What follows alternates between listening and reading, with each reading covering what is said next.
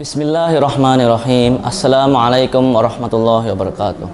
All praise to Allah that has given us all the things that we need to fulfill our life with enjoyment and peace. Let's not forget to give salawat and salam that may always be upon our great Prophet Muhammad sallallahu alaihi wasallam.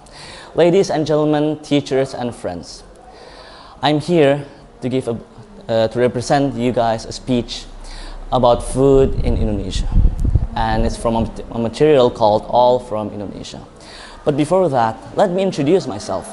My name is Athallah Zahran. I'm from grade 9A. You can call me Atta or Zahran, as you wish. And without further ado, let's continue. Let's be real here. Indonesia is known for its archipelago, beauty of the scenery, and beauty of the cities, such as Bali, Lombok, Jakarta, and many others. And also, let's not forget about the difference of the cultures and tradition. It has spread throughout Indonesia, and it has been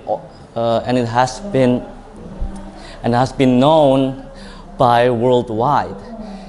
And it must be praised, and we should be proud of it because it's ours. It's Indonesia. It's Indonesia. And now let's move to the food. Indonesia's food comes in different variety of taste.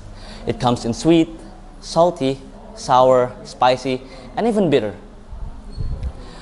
Most Indonesian food uses spices in order to give that traditional taste and scent, and the most commonly used spices to be used in Indonesian cuisines are chili, ginger, and pepper, and garlic, and there are still many others. For example, like rendang. Rendang is one of them. It's one of the cuisine that uses spices in order to give that spicy and sharp taste of Indonesia. And yeah, there are still many other food that I want to mention, like martabak, fried rice, fried noodle, and fried getuk, and mendoan. But my time is limited, so yeah. And you might be wondering too, like I do, why and how does Indonesia have this many or have that many Indonesian cuisine? Well, you could see, considering from the population of Indonesia with over 200 million, and inside that 200 million consists of a lot of different cultures and traditions that causes it to have many differences, such as the food itself.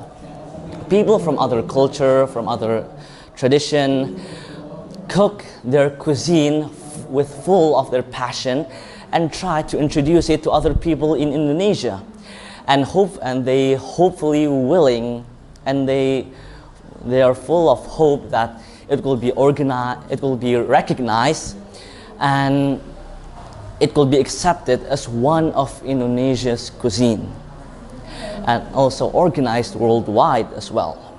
Now, have you guys realized yet? Now that you and I have built a perspective from travelers or visitors on how they view our culture and tradition, now we know on how much important it is for us to love our differences between cultures and traditions. And between this culture and tradition, these differences, what makes them one? You might be wondering too, right? Indonesia still sticks with the word, like from a long time ago until now, they still stick with the word Bhinneka Tunggal Ika. Bhinneka Tunggal Ika is what makes Indonesia one, complete, and unbreakable. No matter their differences in race, their differences in traditions, and their differences in culture. They always kept it in their heart for a long time and always reminds themselves that they are all Indonesian. And you might be asking, how do we form Bhinneka Tunggal Ika, or just keep it up? One thing that we could do is that we could share, introduce new culture and tradition from cuisine. Well, what do you mean, you might be asking? Because food may be one of the reasons on why that Indonesia is still one. Thank you for listening to my speech. I'm sorry if there's any mistake. Wassalamualaikum warahmatullahi wabarakatuh.